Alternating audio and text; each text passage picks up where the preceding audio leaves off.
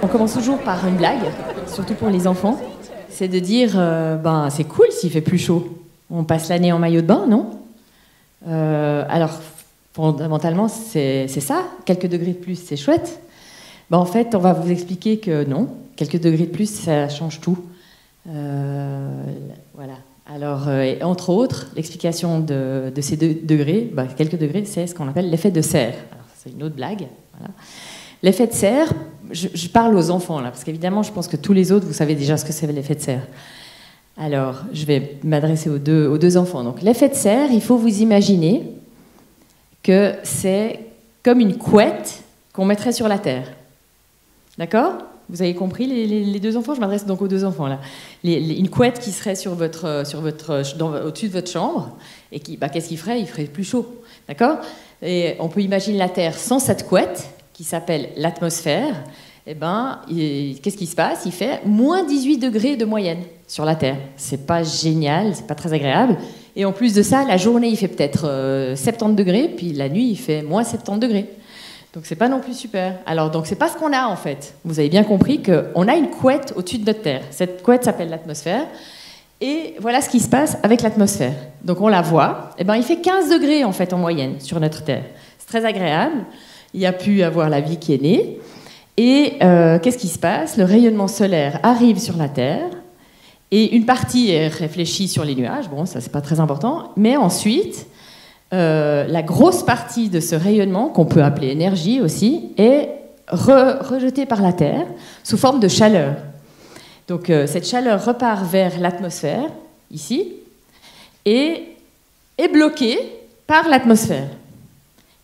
Et retourne sur la Terre. Donc vous voyez, ça fait tac, tac, tac, tac, tac, tac, ça passe son temps ensuite à être rejeté, réenvoyé, etc. Ça, c'est parce que c'est des infrarouges qui sont absorbés par cette couette. Cette couette, on l'a appelée l'atmosphère. Qu'est-ce qu'il y a dans cette atmosphère? Il y a des gaz. Et c'est ces gaz qui vont absorber ces rayons de chaleur et qui vont les renvoyer. Ces gaz, il y en a plein dans l'atmosphère. Mais il y en a certains qui ont cette faculté d'absorber et de renvoyer les rayons.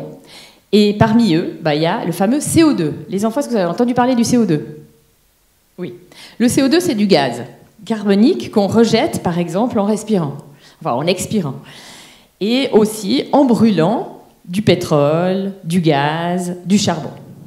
Je simplifie beaucoup, mais donc on envoie ces gaz dans l'atmosphère. Qu'est-ce qu'ils font? Ils se rajoutent. Donc qu'est-ce qui va se passer? Plus on est de gens, plus on construit des usines, plus on brûle du pétrole, plus on brûle du charbon, plus il y a du gaz carbonique, du CO2 qui va s'accumuler dans l'atmosphère.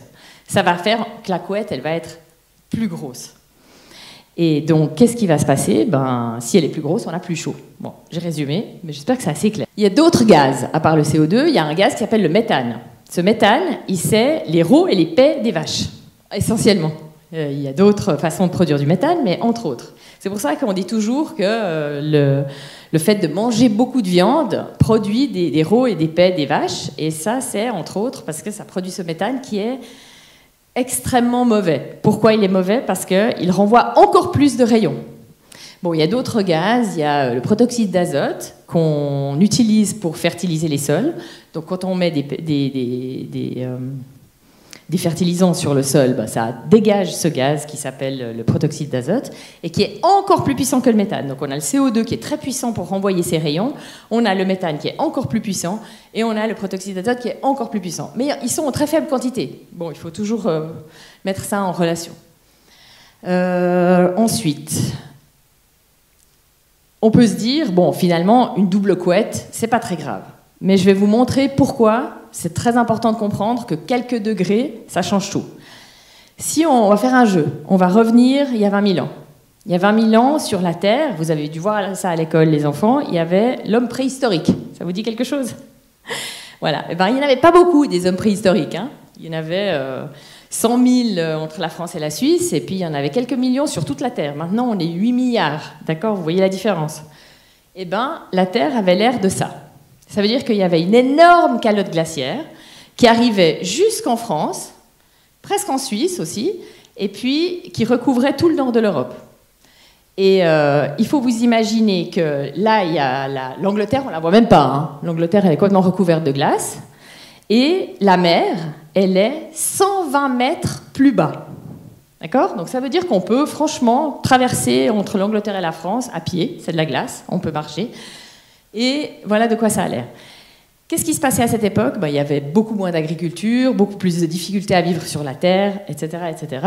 Et 20 000 ans passent, lentement, et à peu près en 5-7 000 ans, la température se réchauffe, la température de la planète se réchauffe, quelques degrés de plus, et on se retrouve aujourd'hui. Enfin, il y a 2000 ans, on va dire, à peu près. Quand non, il y a 10 000 ans. Non, il y a 7000 ans, quand les civilisations commencent. Et à ce moment-là, il y a une différence de degrés. On va vous faire voter. Est-ce que vous pensez qu'il y a 2 degrés de plus, 5 degrés de plus, 10 degrés de plus ou 20 degrés de plus entre l'époque où il y avait beaucoup de glace partout et aujourd'hui? Qu'est-ce que vous pensez? Les enfants, dites-moi. Vous pensez qu'il y a combien de degrés de différence entre aujourd'hui et puis l'époque préhistorique? 10? 10? On y va avec 10? Alors, on va voir la réponse. Eh bien, il y avait 5 degrés. Seulement 5 petits degrés de différence, et il y avait de la glace partout, dans presque toute l'Europe. Donc, il faut vous imaginer que quand le GIEC nous parle d'une augmentation de température de 1, 2, 4, à la fin du siècle, ça vous paraît très loin à la fin du siècle, mais ce sera vos enfants, les enfants, qui vivront à cette époque à peu près, vos petits-enfants peut-être. Eh bien, il faut imaginer 4 degrés que le monde sera extrêmement différent et probablement très difficile à vivre. Non seulement parce que 4 degrés, c'est la même chose, donc ça fait une augmentation énorme, mais aussi parce que ce sera très rapide comme changement. Je vous ai dit que l'époque préhistorique, c'est il y a 20 000 ans, ça a changé lentement, et maintenant, on change très très vite. Donc en 10 ans, la dernière décennie, on a pris 1,1 degré par rapport à il y a 200 ans, quand on a commencé avec le pétrole, le charbon et tout ça. Donc 1 degré en quelques dizaines d'années, c'est énorme. Il faut le réaliser. On passe à la suite. Voilà, les 5 degrés. Les conséquences de 4 degrés, par exemple, ou de 2 degrés, on ne les connaît pas. On ne peut pas vous dire maintenant, puisqu'on a augmenté de 1,1 degré seulement. Mais on ne sait pas ce que ça veut dire augmenter de 4 degrés, de 5 degrés, on n'a aucune idée. La seule chose qu'on sait, c'est qu'il y a des changements qui se font, et puis ils provoquent d'autres changements. Donc c'est ce qu'on appelle en fait des effets de bord. Ça veut dire qu'on sait que par exemple la glace va fondre, etc. Mais ça va provoquer d'autres changements qu'on ne peut pas imaginer encore ou qu'on ne peut pas prévoir.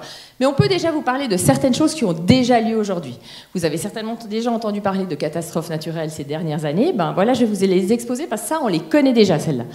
Donc la sécheresse de tout ce qui concerne l'agriculture.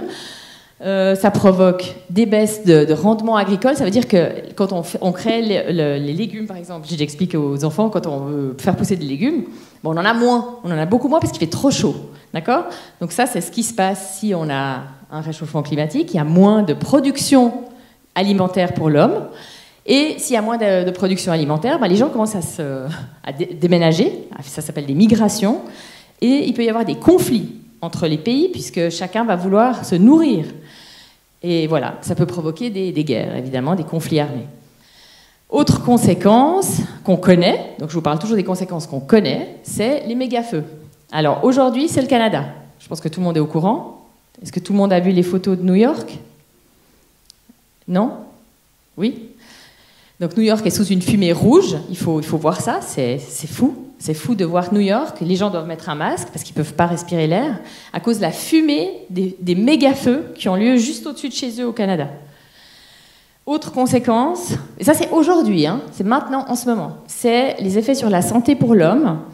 Il y a des insectes qui n'existaient pas avant en Europe, comme profusion des tiques, maintenant il y a le moustique tigre qui arrive en Europe alors qu'avant il n'était qu'en Afrique. Et dans d'autres pays plus au sud, plus chauds.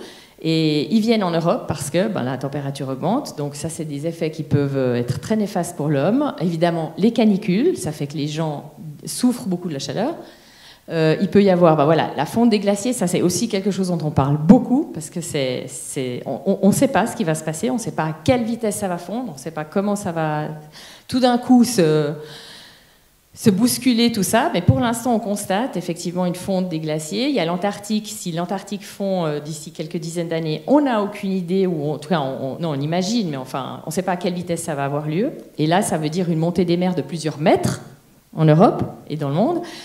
Pour l'instant, on en est encore à une montée des océans de 0,17, je crois que c'est ça, hein, centimètres par décennie, par 10 ans, ça paraît rien. Mais il faut savoir que 0,1 centimètre, non, je me perds un peu avec les chiffres, 0,1, enfin 10 centimètres, voilà, 10 centimètres de différence, qui est une dizaine d'années. Non, c'est pas une dizaine d'années, je dis n'importe quoi. Bon, bref, il faudra vérifier. Ça provoque, ça impacte 10 millions de personnes. Donc, par exemple, des îles comme les Maldives, où il y a des bords de pays comme la Hollande, enfin un tas d'autres pays, surtout en Asie, qui souffrent très directement déjà aujourd'hui.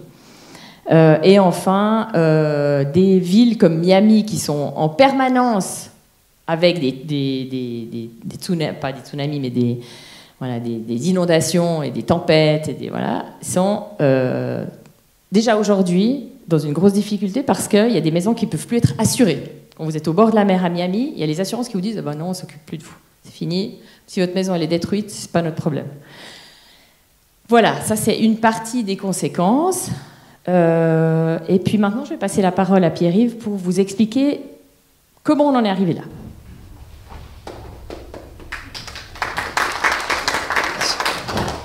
Ça peut dire à la fin. Voilà, on parle toujours à deux parce que c'est plus vivant quand on change d'orateur. Donc Oana vous a expliqué ce que c'était que l'effet de serre et le fait qu'on a des gaz qui semblent s'accumuler et puis en s'accumulant ça réchauffe et quand ça réchauffe il y a des conséquences qu'elle vous a exposées qui ne sont pas des choses qui sont envisageables évidemment, mais malheureusement c'est en train d'arriver. Alors moi je vais vous expliquer pourquoi c'est en train d'arriver, parce que s'il y a des gaz à effet de serre c'est qu'ils viennent de quelque part, et s'il y en a de plus en plus c'est que très certainement il y a quelque chose qui augmente. Et donc vous allez regarder ce petit graphique qui est à l'écran qui va nous replonger dans l'histoire de l'homme depuis 1850, donc environ 150 ans. Depuis 150 ans, on a eu la chance de vivre dans une époque où on a connu l'industrialisation. Et donc, au fur et à mesure des années, on a introduit un certain nombre de technologies qui ont utilisé de l'énergie de plus en plus. Et depuis donc, ces 150 dernières années, vous voyez, on a introduit des machines à vapeur, puis des voitures, puis plein d'autres machines qui se sont accumulées. Et maintenant, on a des villes, des usines et des tas de constructions qui ont été faites par l'homme. Et toutes ces constructions, toutes ces machines qui nous servent au quotidien, elles consomment de l'énergie. Et cette énergie, malheureusement pour nous, elle est, dans une très grande majorité, en fait plus que 80%, elle est d'origine fossile. Et c'est ce que va nous montrer le graphe suivant. Je reviendrai après sur la slide. Passe là-dessus. Voilà. Ce graphe, il est très important et vous l'avez peut-être déjà vu. Ce graphe, il montre sur cette même période, les 150 dernières années, comment on a petit à petit introduit des sources d'énergie qui se sont non pas remplacées l'une l'autre, mais qui finalement se sont accumulées l'une sur l'autre. Alors qu'est-ce que c'est que ces sources d'énergie ? En bas, celle qui est en vert, vous la voyez, c'est le bois. Le bois, historiquement, c'est quelque chose qu'on utilise beaucoup, puisque quand on a construit les premières mines de charbon, par exemple, on utilisait le bois. Et après, on a fait du chemin de fer, on a utilisé le bois, on a utilisé les chaudières pour chauffer, et donc on a cette grande ligne verte qui est le bois. Le bois, on l'utilisait beaucoup, mais vous voyez qu'on continue à l'utiliser, même si ça diminue un petit peu. Et puis, on a eu la chance, je mets toujours entre guillemets, d'avoir cette ligne marron qui s'est introduite il y a 150 ans et qui est le charbon. Le charbon qui a permis à l'humanité de s'industrialiser.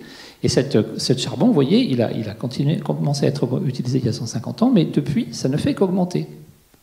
Ça augmente et ça continue d'augmenter. Aujourd'hui, on continue d'ouvrir des mines de charbon et d'utiliser le charbon dans une très grande majorité dans le monde. Et puis un peu plus tard, il y a cette zone rouge qui est arrivée, qui est le pétrole. Encore une fois, on a eu la chance, et je mets toujours entre guillemets, le pétrole a été introduit et il nous a permis encore plus de choses, notamment de nous déplacer sur des grandes distances et avec une grande facilité. Mais ce que vous constatez, c'est que la ligne rouge n'a pas remplacé la ligne marron ni la ligne verte. C'est-à-dire que le pétrole est venu s'ajouter au charbon. Donc on utilise aujourd'hui de plus en plus de charbon, on a commencé à utiliser du pétrole et on continue d'en utiliser de plus en plus. Et puis un peu plus tard, le gaz est arrivé, c'est la zone blanche. Et pareil, le gaz est venu se superposer au pétrole. Et puis, ce que vous voyez tout en haut, les lignes bleues et nucléaires, enfin, vertes, pardon, c'est le nucléaire et l'hydroélectrique. Donc, c'est des énergies qui sont finalement pas en grande quantité par rapport aux autres, mais qui sont venues s'ajouter vers un peu plus tard. Et puis, la petite ligne rose que vous voyez tout en haut, c'est les fameuses énergies renouvelables qu'on a commencé à utiliser depuis quelques dizaines d'années et qu'on continue à déployer et qui sont évidemment non émettrices ou très peu émettrices de gaz à effet de serre, ce qui est une très bonne chose. Le problème, comme vous voyez, c'est que ces lignes roses, elle est toute petite par rapport au reste. Et si vous prenez finalement la ligne marron plus la rouge plus la blanche, donc pétrole, gaz, charbon, qui sont les sources d'énergie fossiles, on a plus de 80% de l'énergie qu'on utilise actuellement qui est d'origine fossile. Voilà. Je crois que c'est 85%. Donc le problème, il est là. Le problème, c'est que depuis 150 ans, on utilise de plus en plus d'énergie. Cette énergie, elle est de plus en plus carbonée et que ça ne diminue pas et qu'on l'utilise parce qu'on l'utilise de plus en plus. Et que malgré notre bonne volonté, notamment notre investissement récent sur les énergies fossiles, sur les énergies renouvelables, on a un pourcentage d'énergie renouvelable qui est encore très marginal. Il augmente, mais il est marginal. Et donc, si on revient sur la slide d'avant, toutes ces énergies fossiles, en accumulant les gaz à effet de serre dans l'atmosphère, ont fait que depuis 150 ans, en gros, comme disait Oana, on a gagné déjà 1,1 degré. Vous vous souvenez de ce que c'est que 5 degrés? C'est une très grande différence. Là, déjà, aujourd'hui, on est à 1,1 degré. Résultat, méga-feu, sécheresse, etc. Déjà aujourd'hui. Et ça ne fait qu'augmenter, comme vous avez vu sur la slide, de consommation énergétique. Alors, qu'est-ce que ça veut dire? Ça veut dire que maintenant, il faut se projeter. D'accord? Et c'est là où on a différents scénarios en face de nous. Alors ça, c'est le scénario le pire. D'accord? Donc ça veut dire qu'on ne change rien. On continue comme aujourd'hui, on utilise tout le pétrole, le charbon qui sont à disposition, ainsi que le gaz. On ne modifie pas notre façon de fonctionner et on fait un business as usual, comme on l'appelle. Donc là, si on fait une projection de la pente, ça nous amène en fin du siècle à entre 4 et 6 degrés. Il y a des incertitudes, il y a des tas de scénarios, des variations, mais globalement, on est dans cette fourchette-là. 4 à 6 degrés, on est finalement dans la différence de 5 degrés dont on parlait tout à l'heure. Ça, c'est si on ne change rien. Heureusement, tous les pays se sont mis d'accord récemment et donc on a envisagé d'autres scénarios. Donc on a un scénario où finalement les pays donc ils se sont mis d'accord grâce à l'accord de Paris, toutes les COP et tous les engagements que les pays font, tous les engagements que les entreprises font également. On a finalement un scénario où peut-être qu'on va entreprendre une décarbonation. D'accord ? Et cette décarbonation, elle pourrait nous amener, si tous les gens, quand on voit les mesures qui ont été promises et les mesures qui sont en train d'être prises, c'est-à-dire que vraiment les choses qui sont actionnables, on arrive à entre 2,5 et 4. D'accord ? Donc aujourd'hui, si on prend ce sur quoi les gens se sont engagés, les pays se sont engagés, les entreprises se sont engagées, on n'est pas au scénario le pire, mais on est quand même dans une situation complexe, puisque 2,5 à 4, c'est beaucoup. Maintenant, si on essaie de voir vraiment ce que les gens font, ce que les entreprises font, ce que les gouvernements font, on est sur un scénario un petit peu mieux. On est entre 2,1 et 3,5. Ce n'est pas enviable, d'accord ? C'est toujours une augmentation beaucoup trop grande, mais on voit qu'on est un petit peu mieux. Et en fait, idéalement, ce qu'il faudrait, c'est qu'on reste en dessous de 2 degrés. D'accord ? Et sous 2 degrés, ça veut dire qu'on a un budget, on appelle ça un budget carbone. C'est-à-dire qu'on a émis des tas de carbone dans l'atmosphère depuis 150 ans. Et là, si on veut rester sous 2 degrés, si on veut rester à atteindre un niveau où là, finalement, on n'en émet pas trop et la Terre peut l'absorber, finalement, il nous reste entre 500 et 1000 gigatonnes de CO2 à émettre. D'accord ? Et on en a déjà émis, vous voyez la graphe, là, on en a déjà émis 2 500 000 gigatonnes depuis les 150 ans. Il nous en reste entre 500 et 1000. Vous voyez le défi qui s'offre à nous. Évidemment, aujourd'hui, on ne va pas du tout dans cette trajectoire. Au début, aujourd'hui, on est sur les trajectoires rouges ou les trajectoires jaunes. Mais si on veut la trajectoire bleue, il faut rester dans ce crédit, entre guillemets, et ça signifie absolument de faire une décroissance très rapide de nos émissions de gaz à effet de serre. Et pour pouvoir réduire nos émissions de gaz à effet de serre, il faut comprendre individuellement et collectivement d'où elles viennent. C'est ce qu'on va vous expliquer dans les slides d'après. Mais le message qu'on vous passe là, c'est de comprendre qu'aujourd'hui, on a un crédit carbone qu'il ne faut pas dépasser et que chacun d'entre nous a un rôle à jouer dans la non-utilisation des énergies fossiles, la non-émission des gaz à effet de serre, si on veut rester sous les 2 degrés. Oui. Ok. Alors, vous allez me dire, oui, mais moi, je n'émets pas de CO2 dans ma vie. Je me lève le matin, je vais travailler, je vais à mes activités. Il est où mon CO2 ? En fait, le CO2, il est partout. Il est dans notre vie quotidienne et on l'a complètement oublié. On l'a oublié parce que finalement, on ne l'a jamais vraiment expliqué. Puis également, notre vie, elle est extrêmement confortable. Tous autant que nous sommes, nous avons une vie, en tout cas en Suisse et dans plein d'autres pays également. Grâce à toutes les énergies qui nous environnent, on a plein d'avantages. Et là, on va vous donner un petit exemple qui est notre fameux téléphone portable, celui que nous adorons tous, qui nous accompagne partout. Et je vais vous expliquer pourquoi ce téléphone portable il est gavé d'émissions de gaz à effet de serre. Donc un téléphone portable, c'est fait avec beaucoup de métaux. D'accord ? Ces métaux, ils ne tombent pas du ciel, il faut aller les chercher. Alors ces métaux, on va aller les chercher dans les mines, en Asie, en Afrique, etc. On va aller les extraire. Pour les extraire, des grosses machines, des gros camions. Ensuite, on va mettre ça sur des gros bateaux qui vont eux-mêmes être très très gros et consommer plein de pétrole. Et donc toutes ces machines, rien qu'en l'utilisation pour aller chercher le minerai, c'est déjà beaucoup d'émissions de gaz à effet de serre. Je ne parle pas encore d'un téléphone, je parle juste d'aller chercher du minerai. Ce minerai, sur ces gros bateaux, on va l'emmener dans un pays, au hasard la Chine, où il va être produit. On va fabriquer le téléphone. Pour fabriquer un téléphone, usine, électricité. Électricité en Chine égale principalement du charbon. On l'a vu sur le graphe avant, le charbon est encore massivement utilisé. Donc pour fabriquer notre téléphone à partir de tous ces matériaux qui sont déjà eux-mêmes chargés d'émissions de gaz à effet de serre, par la fabrication et l'électricité, on va émettre encore du CO2. Mais bon, bonne nouvelle, on a quand même un téléphone. Ce téléphone, ensuite, on va le mettre dans un cargo, un avion, enfin une machine qui va elle-même utiliser du kérosène ou du pétrole. Et on va l'emmener dans notre beau pays, où il va arriver dans un entrepôt d'une marque quelconque. Et puis, cet entrepôt va être livré par des camions qui eux-mêmes vont livrer des magasins. Et puis nous allons prendre notre voiture, peut-être notre vélo, et nous allons chercher notre téléphone à la boutique. Ou nous le ferons livrer par la poste. Mais tout ça, c'est du transport, et c'est à chaque fois un camion, une camionnette, enfin une machine qui va émettre du CO2. Et puis nous allons récupérer notre téléphone, nous sommes très heureux, nous allons l'utiliser, nous allons le charger, nous allons utiliser de l'électricité, l'électricité elle-même émettrice de CO2, plus ou moins en fonction de sa source, bien sûr.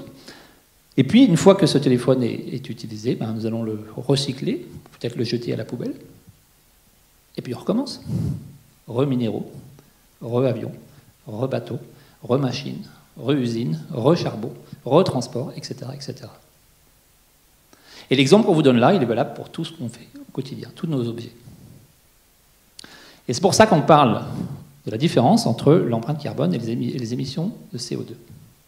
Et quelle est la différence ? En fait, elle est extrêmement simple. En Suisse, on a des émissions de CO2 qui sont calculées par rapport à ce que nous émettons sur le territoire. C'est-à-dire ce que nos machines, ce que nos bâtiments, tout ce qu'on va voir après en détail émet. Mais en fait, notre empreinte, c'est-à-dire la véritable empreinte que nous avons sur l'environnement et sur les émissions de CO2, elle est beaucoup plus large que ça. C'est-à-dire qu'en tant que consommateur, tout ce qu'il y a comme CO2, tout ce qui a été émis avant, pour l'utilisation de nos objets, entre guillemets, ça nous revient. Ça compte dans notre bilan. Et c'est ce qu'on appelle l'empreinte. L'empreinte CO2. Et donc l'empreinte, c'était le carré vert, si tu peux juste revenir, pardon.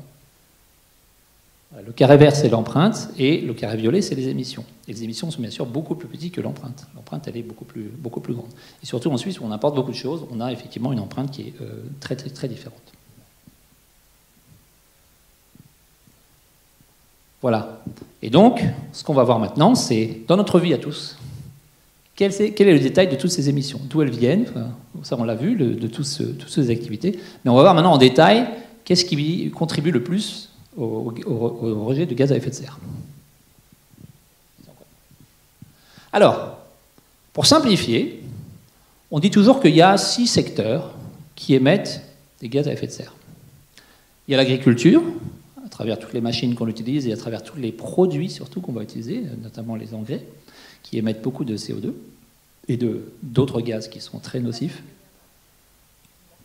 On ne va pas utiliser le lien, il n'y a pas assez de gens. Ensuite, il y a les transports. Bon, ça, vous l'avez vite compris, quand on remplit notre voiture avec de l'essence, ou bien quand un avion se charge de kérosène ou un bateau de fioul lourd, tout ça, c'est à chaque fois du CO2. Donc le transport, ça va être une partie importante, bien sûr. On a tout ce qui est la gestion de l'énergie, des déchets et de l'eau. Ça, c'est donc l'industrie. Pardon, l'industrie, c'est juste après. Les bâtiments, donc le chauffage des bâtiments, leur éclairage, enfin, toute l'utilisation des bâtiments. Et puis, toutes nos émissions importées, donc c'est tout ce qui va être chargé de CO2 à travers le cycle de production qu'on vient de voir juste avant. Voilà, nos achats sur beaucoup de sites de commerce en ligne. Ok, alors petit quiz pour vous réveiller un petit peu. On va passer à la slide suivante. D'après vous, Qu'est-ce qui, en Suisse, dans ces 6 secteurs, contribue le plus à nos émissions de gaz à effet de serre? On va commencer par le plus petit. Quel est celui qui émet le moins?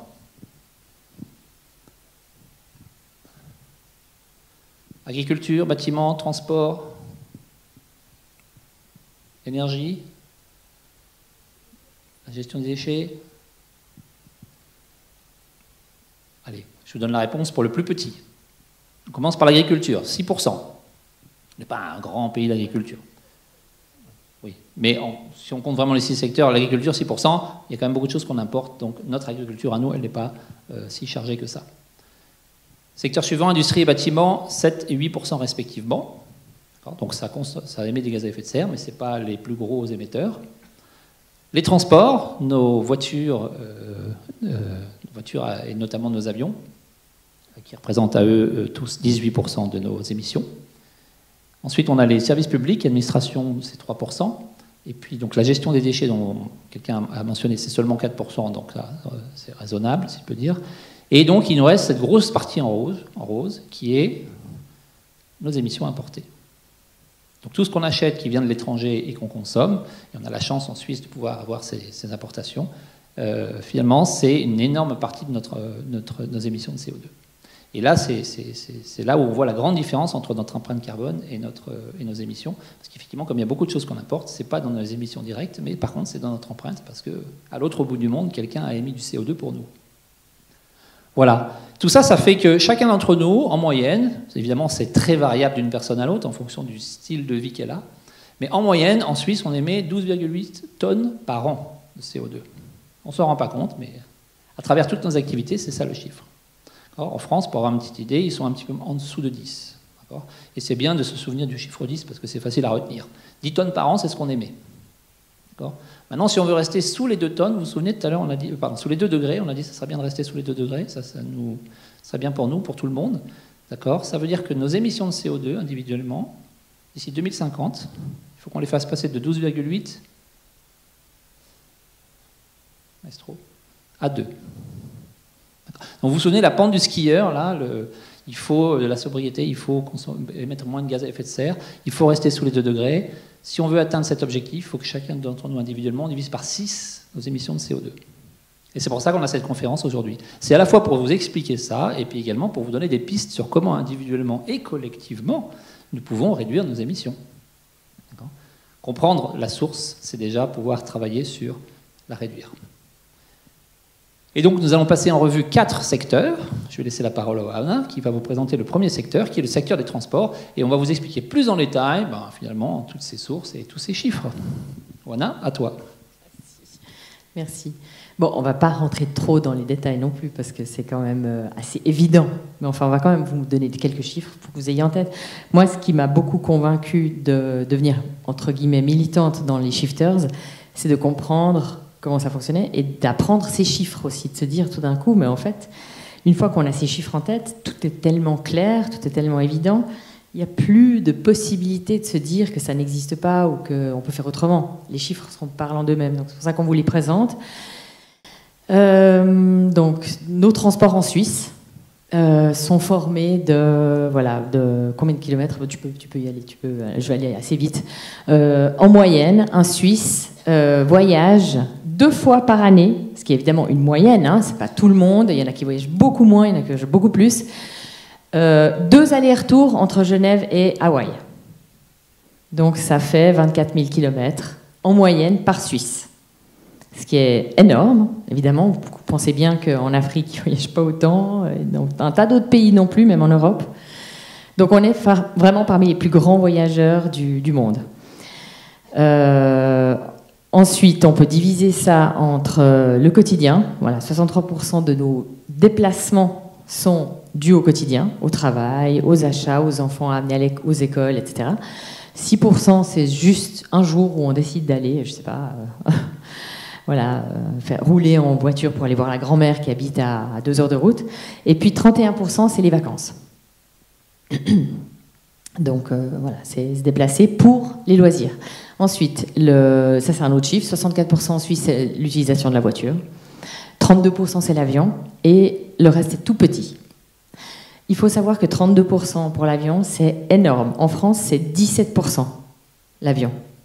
Ils utilisent beaucoup plus la voiture en France parce qu'ils sont voilà, isolés. Il y a des tas de gens qui doivent travailler et prendre la voiture alors qu'il n'y a pas de moyens de transport. En Suisse, on a beaucoup plus de moyens de transport. Donc on est un peu impardonnable de ce point de vue-là pour la voiture. On a beaucoup plus de possibilités de se déplacer en transport en commun. Et l'avion, c'est vraiment les loisirs pour la plupart des gens. Alors il y a des gens qui travaillent aussi, mais enfin l'avion est quand même devenu en Suisse quelque chose de complètement banal.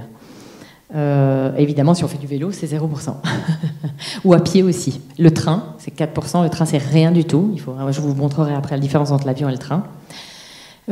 Comment faire pour diminuer ces utilisations? Donc, dans le quotidien, évidemment, en Suisse, on a la possibilité d'utiliser le transport en commun, le vélo, aller à pied. Tout est beaucoup plus près. On a des centres commerciaux quand même un peu partout où on peut se fournir pour tout ce dont on a besoin, pas très loin. En général, il faut aller faire ses courses à pied ou en vélo. Ce serait assez idéal si on peut. De nouveau, je dis toujours si on peut. L'autre possibilité, donc, c'est ne pas hésiter. Pour sa santé et pour les PV qu'on évite, pour un tas de choses, ne pas prendre sa voiture pour aller en ville. Moi, personnellement, je ne la prends plus parce que j'avais chaque fois un PV. Donc, ça dissuade, c'est bien. Ensuite, bon, si on n'a pas le choix, c'est il y a un tas de solutions, tu peux aller plus vite, Pierre-Yves. C'est le covoiturage, c'est de rouler plus lentement, d'avoir des plus petites voitures. Évidemment, on cesse de le répéter, les 4x4 en plein Genève, ça n'est pas forcément nécessaire. Et enfin, voilà, d'avoir un régulateur de vitesse, de ne pas rouler à 150, etc. etc. Bon. La suite, Pierre-Yves, merci. Maintenant, la différence entre un avion et un train. Alors, pour les longues distances, évidemment, on ne peut pas aller en train. Donc, pour aller à Bangkok, c'est difficile d'aller autrement qu'en avion. Maintenant, il faut le savoir que c'est 3000 kilos, donc 3 tonnes de CO2. Vous vous souvenez qu'en Suisse, on avait dit que c'était 12 tonnes par année. Donc, si on fait un Genève-Bangkok pendant les vacances d'octobre, eh ben, c'est un tiers. Voilà. C'est un quart, pardon. Un quart. Donc évidemment, ça y va vite. Si on dépense en un voyage, en 2 jours, un quart, ça va être compliqué. Et si on veut aller à Barcelone, c'est plus long en train, mais ça consomme 10 fois moins. Donc en avion, c'est 300 kilos. En train, c'est 20. Donc c'est long d'aller en train à Barcelone, mais ça peut être très sympa. Et puis surtout, voilà, ça consomme beaucoup moins. Donc il y a un différentiel de 10. Entre le bus, bon le bus pas trop, mais surtout le train, entre le train et l'avion, il faut imaginer c'est 10 fois moins. Et voilà, donc si on vise les 2 tonnes, il va falloir réduire, quoi. Il faut trouver les moyens de réduire. Bon, ça, je t'avais dit que cette slide, elle me plaisait pas, mais enfin, voilà, on explique qu'est-ce qui se passe si on diminue. On explique en fait l'impact que chacun de nous peut avoir. C'est de nouveau beaucoup de chiffres. L'idée, c'est de comprendre que rien qu'en diminuant un peu, on a tous un impact. Chaque personne peut avoir un impact. Ça ne sert à rien de se dire, moi, si je fais, ça ne sert à rien, les autres font rien, les Chinois font rien, les Américains font rien. C'est pas vrai, d'abord. Les gens finissent tous par s'y mettre. Je suis vraiment étonnée de voir que même dans mon milieu, qui est un milieu socio-économique assez élevé, voilà, j'ai fait des études supérieures, etc. J'ai des amis qui ont tous 2 4x4, qui ont tous un chalet, qui vont tous à Bangkok chaque année. Et même eux finissent quand même maintenant par se poser des questions. Donc tout le monde y viendra. Il ne faut vraiment pas se dire que ça ne sert à rien de le faire soi. On a tous un impact et cet impact, c'est un tiers. Donc il faut imaginer, on vous montrera à la fin, que si on s'y met tous, la société civile, si elle s'y met, c'est un tiers. C'est déjà énorme. Je passe la parole à Pierre-Yves pour l'action suivante.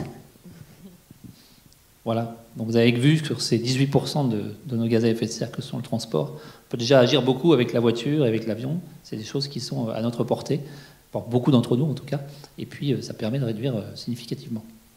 Voilà. Mais ça, c'était les transports, et ce n'est que 18% entre guillemets de nos gaz, de nos émissions. Donc parlons un peu de l'alimentation. On entend beaucoup parler de l'alimentation, notamment de la viande. Je pense que c'est quelque chose dont vous avez entendu parler. Donc on va vous donner quelques chiffres autour de ça, pour que vous les ayez en tête. Donc je viens de donner un petit peu la réponse, mais à votre avis, quel est l'aliment qui émet le plus de gaz à effet de serre pour 1 kilo?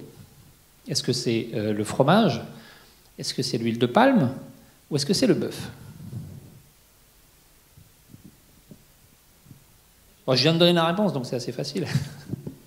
Effectivement, c'est la viande, c'est le bœuf, et on va voir pourquoi. Alors, on va un petit graphe. Donc c'est les équivalents de kilomètres voiture parcourus si on consomme 1 kg de quelque chose. Donc on commence par le bœuf. Voilà, donc si je mange 1 kg de bœuf, c'est comme si j'avais roulé 250 km en voiture, 239 très exactement. D'accord ? Donc le bœuf très spécifiquement, mais la viande en général, c'est quelque chose qui émet beaucoup de gaz à effet de serre. Et donc c'est un peu pareil que si on se déplaçait en voiture. Dès que vous changez d'aliment, vous voyez que ça diminue largement. Si vous passez sur du cochon, vous n'êtes plus qu'à un petit 50. Le fromage est à 37, la volaille est à 34. Donc vous voyez, le bœuf, c'est vraiment celui qui bat tous les records en termes d'émissions de gaz à effet de serre. Et puis on a, vous voyez, les produits laitiers, les céréales et les fruits et légumes qui sont dans des proportions beaucoup plus petites que les autres aliments. Donc c'est pour ça qu'on dit toujours qu'avoir un régime carné, c'est fait beaucoup contribuer à nos émissions de gaz à effet de serre. Et avoir des régimes qui ne sont pas carnés, au contraire, ça permet de les réduire. Alors pourquoi est-ce que le bœuf, pourquoi est-ce que la viande, finalement, ça émet beaucoup de gaz à effet de serre? C'est pas très intuitif. Alors reprenons, comme on l'a fait pour le téléphone tout à l'heure, on a un cycle de vie du téléphone, reprenons le cycle de vie de la vache, ou de la viande. Donc d'abord, une vache, c'est un pré, il faut le créer, et quand on le crée, on coupe des arbres. Bon, chez nous, on l'a fait il y a longtemps, mais dans plein de pays, on continue à le faire. Donc, quand vous abattez des arbres, c'est finalement des stocks de carbone que vous remettez dans l'atmosphère. Donc rien que le fait de préparer un pré, on contribue à remettre de CO2 dans l'atmosphère, et évidemment à ne pas avoir de nouvelles absorptions de CO2. On en a déjà eu une émission qui est à ce niveau-là. Ensuite, les champs ne poussent pas tout seuls. On y met aujourd'hui, avec l'agriculture qu'on a, beaucoup de pesticides, beaucoup d'engrais et de choses qui sont extrêmement dépendantes du pétrole. On les fabrique avec du pétrole et parfois avec d'autres produits. Et du coup, on va avoir énormément de CO2 qui va être émis à travers tous ces produits qu'on va utiliser qui sont d'origine fossile. Ensuite, dans nos champs, on utilise beaucoup de machines. On va avoir des tracteurs, on va avoir des moissonneuses-batteuses, on va avoir beaucoup d'engins agricoles qui sont très nécessaires dans notre agriculture actuelle et qui, du coup, émettent également beaucoup de gaz à effet de serre. Donc, notre cher bœuf, il a aussi, à travers les champs dans lesquels il est, une émission de CO2. Et puis, une fois qu'on l'aura découpé en rondelles, ce bœuf, on va le réfrigérer. Réfrigération, consommation d'énergie, émission de CO2. Et puis on va le transporter dans les camions, on va le stocker, l'emballer, l'emmener dans nos magasins, et tout ça, ça va également émettre du CO2. Donc à travers toute cette chaîne que vous voyez là, notre bœuf, notre viande, va émettre énormément de CO2. S'ajoute à ça le fait que les vaches elles-mêmes ont un cycle biologique qui fait qu'elles émettent beaucoup de méthane, et que ce méthane est un gaz à effet de serre. Ce n'est pas du CO2, mais c'en est un autre, et il est également très polluant. Il est beaucoup plus polluant que le CO2. Et donc l'intégralité de nos vaches sur la planète émettent une quantité de méthane très importante qui contribue largement également à émettre des gaz à effet de serre. Donc la vache, ce n'est pas l'ami du CO2. Et évidemment, par définition, par relation, les produits laitiers également sont intimement liés à ça. Alors, si on ne mange pas trop de viande, ou si on réduit la quantité de viande, on peut manger des légumes. Les légumes également émettent du CO2, on l'a vu tout à l'heure, c'était 2-3 km équivalent. Donc pourquoi est-ce que les légumes émettent du CO2 ? Ils en émettent, mais ils en émettent beaucoup moins. Vous voyez, il y a plein de ces étapes qu'on va supprimer. On va se focaliser sur finalement l'étape de production et l'étape de production, donc agricole, avec les machines, avec les engrais, etc. Donc ça va émettre beaucoup de CO2 et de protoxyde d'azote, l'autre gaz. Mais finalement, les autres étapes seront moins émettrices. Voilà, on aura besoin de moins de surface agricole, donc on va moins déforester de manière générale. On va en général moins réfrigérer, donc on va émettre moins de CO2 parce que moins de consommation due à la surgélation et la congélation. Si on arrive à manger local, ce qui est possible dans bien des cas, on va pouvoir émettre beaucoup moins grâce au transport. Alors évidemment, on importe beaucoup de choses aujourd'hui, mais on pourrait avoir des productions plus locales et on peut tous manger plus local et avoir finalement une émission moindre à travers le transport. Et puis, si on mange en vrac, là on pousse encore plus loin, on va supprimer les émissions de CO2 dues à l'emballage. Donc toutes ces activités qui sont en fait superflues dans bien des cas, on va pouvoir les supprimer et avoir de la nourriture qui émet moins. Voilà. Donc nos légumes, vous voyez, ils ont finalement un cycle qui est très différent de celui de la viande, et du coup, un régime qui est sans viande, il est évidemment beaucoup moins émetteur de CO2. Donc on peut s'y mettre, on peut essayer, et pour beaucoup de gens que je connais, dont moi, quand on s'y met, finalement, ça vient petit à petit, et on a moins en moins envie de manger de la viande, et surtout du bœuf. Voilà. Donc il faut s'y mettre. Et puis évidemment, il faut faire la cuisine. D'accord, évidemment, les plats préparés, ça rajoute des opérations qu'on n'a pas vues sur le slide, mais qui sont des opérations industrielles, qui vont consommer de l'énergie, etc. Donc moins on utilise de produits qui ont été dans les usines, et moins on va consommer d'énergie. Donc ça veut dire quoi? Ça veut dire qu'il faut manger moins de viande, manger plus de légumes, ne pas gaspiller. Vous savez qu'en Suisse, on jette énormément. C'est plusieurs centaines de kilos par an. Donc il faut éviter de jeter, puisque chaque aliment est chargé en émissions de gaz à effet de serre. Préférer les moches, c'est une petite blague, mais c'est vrai qu'on jette beaucoup parce que les légumes, les fruits ne sont pas jolis. Dans la réalité, on pourrait les manger, ça va très bien, et ça réduirait l'empreinte. Manger moins, d'une manière générale, manger dans les petites assiettes. Ça paraît bête, mais c'est une réalité. Si on veut jeter moins, il faut préparer moins. Voilà. Et donc, si on revient à nos 12,8 tonnes de CO2 de tout à l'heure, vous vous souvenez, on a vu tout à l'heure que c'était 4% l'alimentation, et puis vous voyez, les 44% c'est viande et produits laitiers. Donc déjà, si on fait l'effort de réduire la quantité de viande qu'on consomme, on va très largement contribuer à réduire nos émissions dues à l'agriculture et à l'alimentation. Voilà. Donc vous voyez, on refait le même petit topo. On revient juste un instant. On refait le même petit topo. Si on peut, d'une manière générale, c'est moins de produits d'origine animale, cuisiner de saison, manger local et gaspiller moins et manger mieux. Conseils simples qui vous permettront d'aller dans la bonne direction d'un point de vue des gaz à effet de serre. Voilà pour l'alimentation. On va passer aux biens de consommation, dont vous vous souvenez tout à l'heure qu'ils sont très largement, pèsent dans la balance. Je pense qu'il y a la majorité parmi vous est tout à fait conscient du problème, mais en fait on ne s'en rend pas compte avant qu'on prenne vraiment la décision de ne plus acheter. Avant on dit j'ai besoin de sandales, Je fais encore partie des gens qui m'achètent des sandales, donc je ne suis pas 100% parfaite, mais c'est vrai que c'est difficile de se dire tout d'un coup j'achète plus rien ou j'achète très peu. Et c'est pas non plus très drôle de se dire je vais en ville, j'achète rien. Voilà. Donc on va vous proposer des pistes pour continuer quand même à avoir du plaisir, à consommer un peu, mais différemment et moins hystériquement qu'on l'a fait ces 20 dernières années. Donc il y a 3 règles. Il y a 3 règles. La règle des 3 R. Donc pour le premier R, ça va être de réduire quand même. Ça veut dire de se dire, est-ce que j'ai vraiment besoin de ce Xème t-shirt, de ce Xème jeu, etc.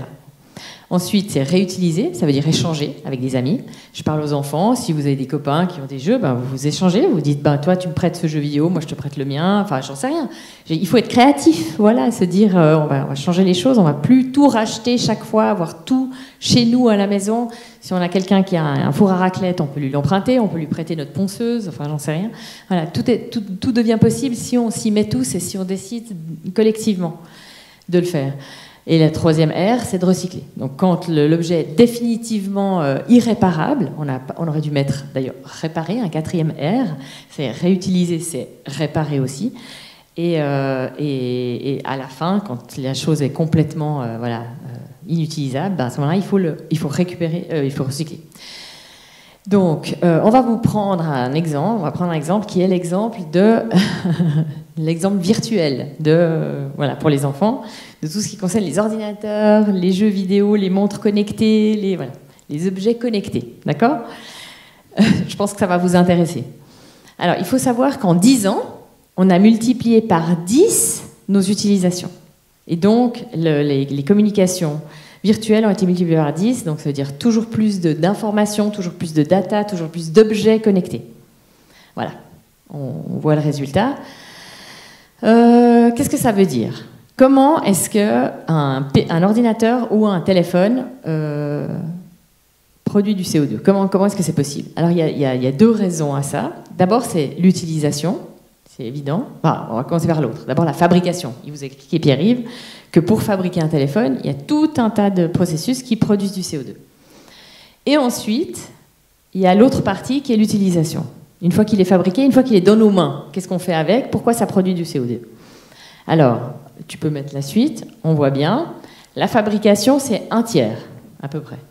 Tout le reste, c'est notre utilisation du téléphone et des ordinateurs. Pourquoi? Parce que, comme il vous l'a expliqué, on doit le charger, donc ça produit, enfin, on a besoin d'électricité. Et puis, il y a tout ce qui est les data centers et le réseau.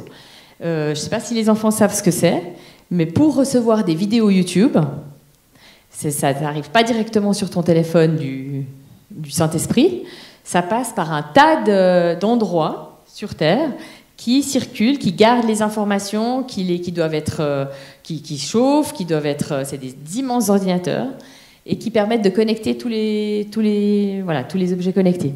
D'accord? Et donc il faut imaginer des salles entières avec des appareils qui fonctionnent en permanence, jour et nuit. Donc comme ça chauffe beaucoup, il faut les refroidir. Parce que sinon, ils chauffent trop. Donc en plus de ça, il y a des climatiseurs. Enfin, voilà, ça produit énormément d'électricité, donc de CO2. Il faut aussi savoir qu'en moyenne, en Europe, chaque personne a 5 objets connectés. En moyenne, chaque personne. Alors, on va vous proposer maintenant des solutions. Voilà, une des solutions, ce serait d'avoir moins d'appareils. Donc, un téléphone, un ordinateur, c'est déjà beaucoup. Pas obligé d'avoir une montre en plus, pas obligé d'avoir un iPad en plus, ce qui est le cas dans beaucoup de familles, ce qui était le cas chez moi aussi. Et une fois qu'on les a, c'est de les utiliser longtemps. Parce que, sérieusement, un Mac, mon Mac, il a 15 ans, vous changez la batterie, ça tient. C'est fou, hein? On dit qu'il y a une comment ça s'appelle, une obsolescence programmée. C'est pas tout à fait vrai. C'est peut-être vrai, mais c'est aussi du mythe. En fait, ça se répare. On change la batterie, on peut changer la carte mémoire, enfin, on peut changer un tas de choses. Et l'ordinateur lui-même, on peut le garder. Il marche très très bien. Pareil avec l'iPhone. Un iPhone, au lieu de le garder 1 an et demi, 2 ans, on peut le garder 4 ans, sans problème. Donc doubler le temps. L'autre solution, c'est qu'une fois qu'il est cassé, c'est de le réparer, comme je l'ai expliqué. Une fois que vraiment on n'a plus envie, parce que vraiment il nous manque un tas de données, ou je ne sais pas, un tas de mémoire, voilà, on peut le donner à notre papa, qui est âgé, et qui lui ne l'utilise que pour nous téléphoner, ou pour nous envoyer un WhatsApp par mois. Ça lui suffira. Et enfin, la dernière solution, c'est réparer. Voilà. Et puis la dernière solution, c'est de le recycler. Évidemment, toujours amener vos appareils connectés à des entreprises qui les recyclent. C'est vraiment très important de ne pas les laisser au fond d'un placard. Si vous avez des vieux iPhones, faites-le, cette semaine, vous les amenez. Il y a une société qui s'appelle Nops, c'est ça, qui s'occupe de les récupérer. Vous pouvez taper sur Internet, ou bien sinon, même si vous allez chez Swisscom, ils les récupèrent. Et enfin, voilà, donc ça c'est tout ce que je viens d'expliquer. Réutiliser et ne pas jeter, recycler. Merci. Enfin, maintenant, avec tout ce qui est data center. Voilà. Pourquoi est-ce que c'est important de parler de ça? C'est parce qu'il faut savoir que les 3/4 de notre utilisation d'un téléphone maintenant, c'est des vidéos. Les vidéos, c'est très énergivore. Ça consomme énormément d'énergie, ça produit énormément de CO2. Donc, Netflix, tout ça, on regarde tous sur nos téléphones, nos ordinateurs. Voilà, chacun est libre de son temps, il faudrait diminuer un peu, éviter d'aller regarder des vidéos quand on n'a pas 18 ans, et même quand on a 18 ans. Ensuite, voilà, c'est ça le constat, c'est que Netflix génère énormément d'émissions. Ce qu'on peut faire, c'est aussi éliminer tout ce qui traîne dans notre ordinateur, les nettoyer, vider, jeter à la poubelle. Utiliser des plateformes pour s'envoyer des vidéos lourdes et des photos, pour éviter de se les envoyer entièrement en fichier joint. Puis voilà, je crois que j'ai fait le tour de la question du virtuel. On retrouve nos 53% d'émissions tout à l'heure dues aux objets, à nos biens de consommation. Et on voit, vous voyez, que 44% c'est l'équipement, les gros meubles et puis le numérique qui est là-dedans. Donc on a énormément de nos émissions qui proviennent de nos appareils électroniques. Et également des gros meubles, de tout ce qui est dans le logement. En fait. Voilà. L'habillement, c'est 11%, et puis tout le reste, loisir, c'est 45%. Donc voilà, on peut avoir ces chiffres en tête, et puis on peut commencer à se poser des questions de, tiens, est-ce que j'achète, est-ce que j'utilise bien l'objet, etc., etc. Bon, merci, Oana. Et nous allons passer à la dernière des quatre secteurs dont nous allons parler.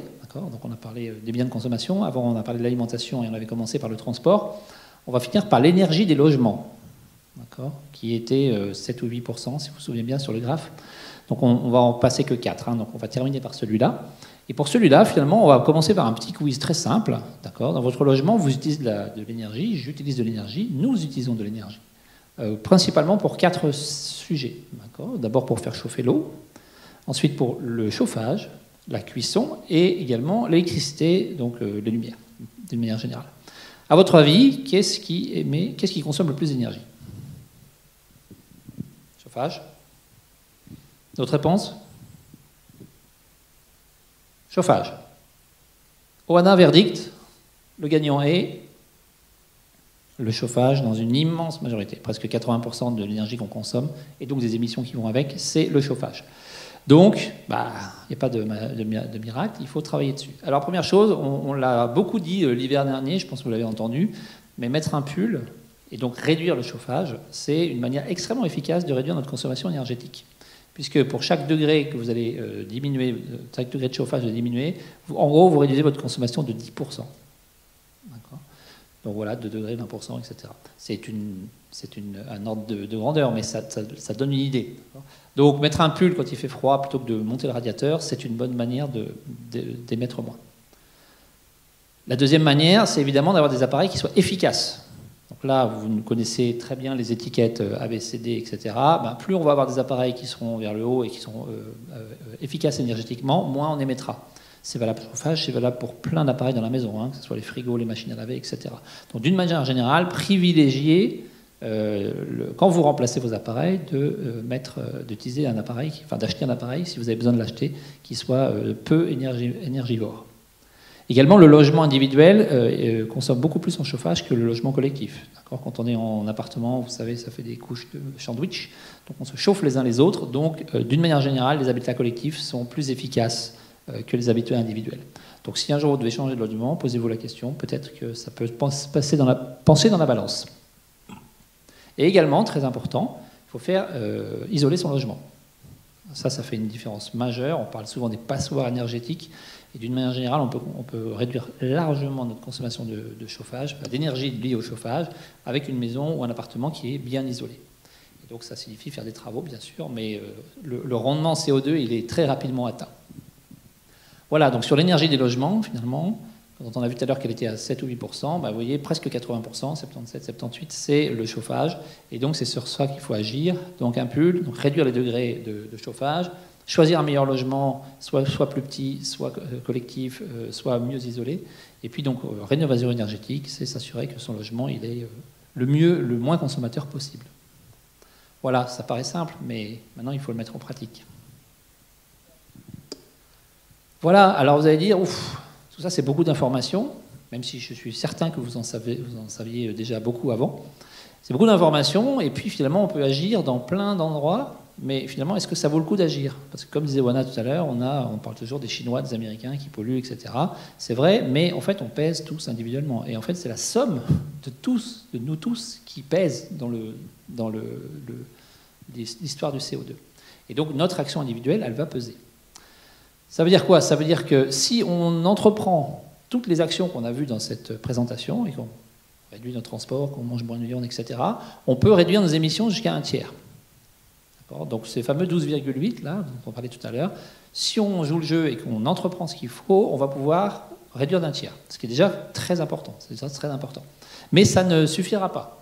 Il faudra aller plus loin. Et pour aller plus loin, il faut que les entreprises, il faut que les États également s'y mettent, parce que les produits doivent eux-mêmes, même si on en consomme moins, et on en consomme toujours. Donc il faut également que les entreprises réduisent l'impact de leur production, et il faut que les États mettent en place des politiques qui eux-mêmes contribuent à ce qu'on réduise les gaz à effet de serre. Donc en fait, c'est un engrenage. C'est un engrenage entre nous, individus, les entreprises et les administrations. Et en fait, c'est très lié. On parle d'engrenage parce que l'un influe sur l'autre. Et nous, en tant qu'individus, à travers les choix qu'on fait, que ce soit des choix de consommation, des choix d'utilisation, on va influer sur nos politiques, on va influer sur les entreprises. Si on décide tous de manger moins de viande, par exemple, l'entreprise s'adaptera et elle produira des choses qu'on va demander. Et ça, c'est valable dans tous les secteurs. C'est-à-dire, si on veut plus de trains de nuit, des trains de nuit seront mis en service. Et c'est à nous de les demander, c'est à nous, par nos choix de vie, d'aller dans cette direction. Donc c'est un chemin qui est long, parce que ce n'est pas le chemin qu'on nous a appris depuis 20, 30, 40, 50 ans. On nous a appris à consommer toujours plus et que tout était facile. Et c'est vrai que tout est facile, mais tout a un prix en CO2. Et donc c'est un long chemin de désapprendre ça et de déconstruire quelque part tout ce qu'on a appris et de consommer différemment. Mais c'est un chemin qui en vaut la peine et sur lequel on n'est pas seul. Comme disait Oana, on a de plus en plus de gens qui nous rejoignent, on a de plus en plus de gens qui sont actifs dans cette transition.